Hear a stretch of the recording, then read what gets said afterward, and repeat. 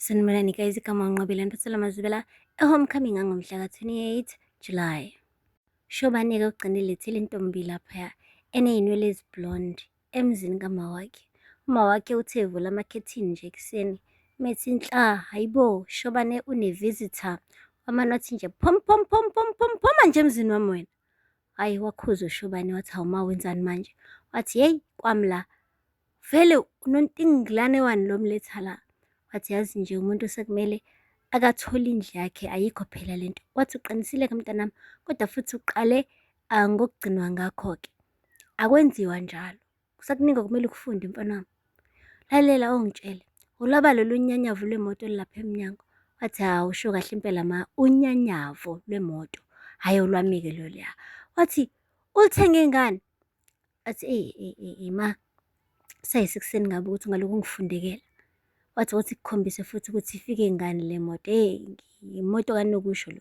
Wathi Shobani ungangilingi mina, angithi ngithini wena? Ngabe uthatha imali yeklinikhi wathenga imoto ngayo, uzoyiphindisela-ke namhlanje le moto la kwi-dealership othenge khona, angithi ngithini wena? Wathi ma, angizokwenza-ke lokho, okay? Hhayi nangampela guys, uMetron wabona ukuthi hayi cha, lo mfana kezwa, waduba wahamba. Lapho guys umane wahleka uShobane eqhubeka ephuza utshwala. Bonakala nje ukuthi hhayi ikusasa lakhe bandla selilahlile ubhuti. Esibhedlela-ke le uZethu bekade ebhizi ezama phela ukusindisa impilo yalesi siguli lesi siginqike nesikuta phela lesi uShobane asithengile ukuthi phela kube i-ambulensi eyayiguli zalapha e-Okhambeni. Oh guys, uZethu bekubona uShobane ebuyela lapha e-Okhambeni clinic wathi ongitshele uShobane wathi Dr. Mnisi kuwena. Wathi we-Dr. Mnisi, ngampela uhleleni ngey'mpilo zabantu.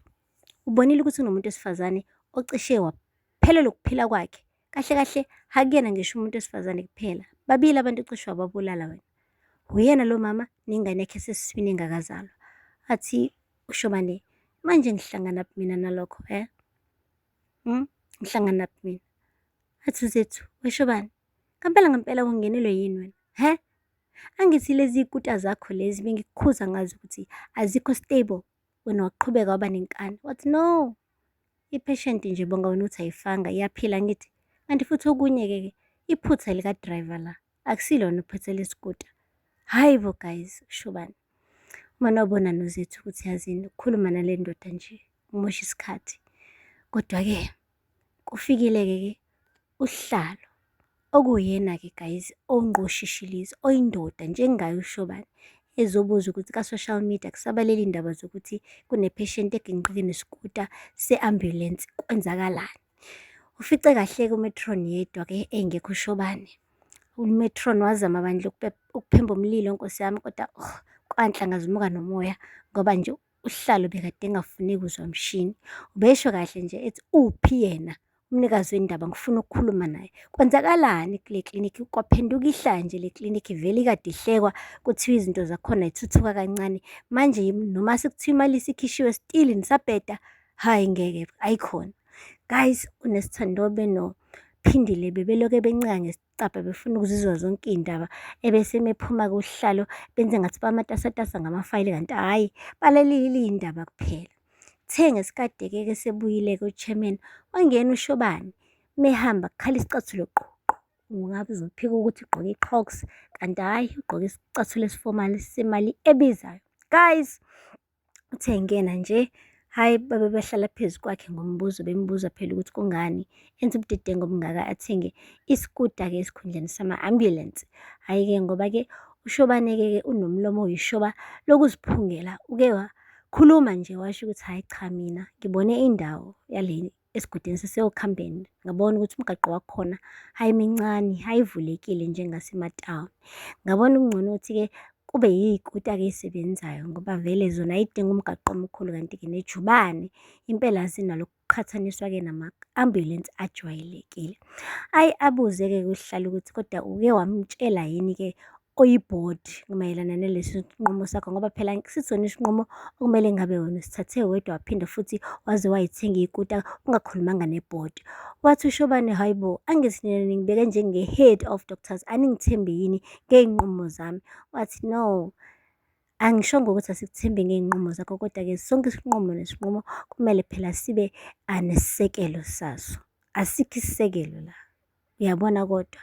Hhayi guys, kuthe kusuka lapho wabelanda uZethu, wambuza ukuthi wena-ke Dokotela uHlongwane, uthula uthini kuthengwe ikuta la eklinikhi?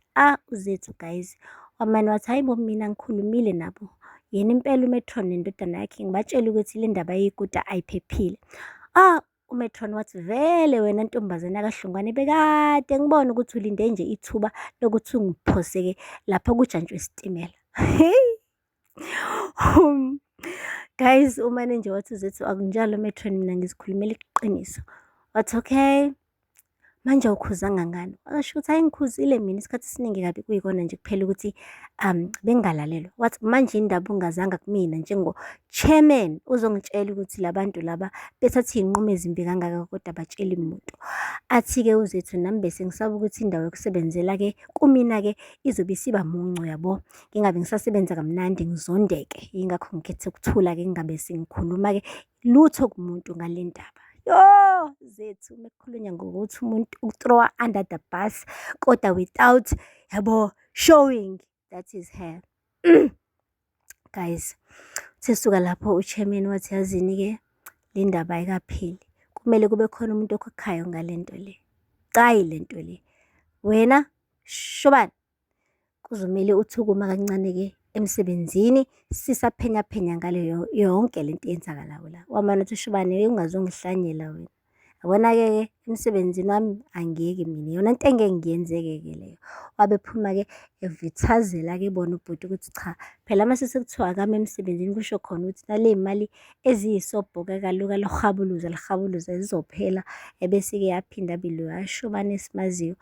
Hawu dokotela khona but angaswenki ngale ndlela oswenka ngayo manje, like useswenkiswa nay'mali zaseklinikini. Meke waphuca zona uzovele obala kuhle Hhayi guys, uthi ngayi lapho. Guys, akupheli-ke lapho.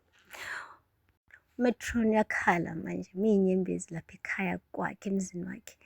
Ulinde uShobani abuye ekuzuleni kwakhe. Uthe mefika nje wathi kodwa Shobani yini leyo ongenza yona? Ngibukanisa nabantu, awuzehlisanga ngani ngesikhathi kukhona uchairman? Wathi yebo besibhedela loya baba, kodwa umbonile ma uthi usibhedele kanjani?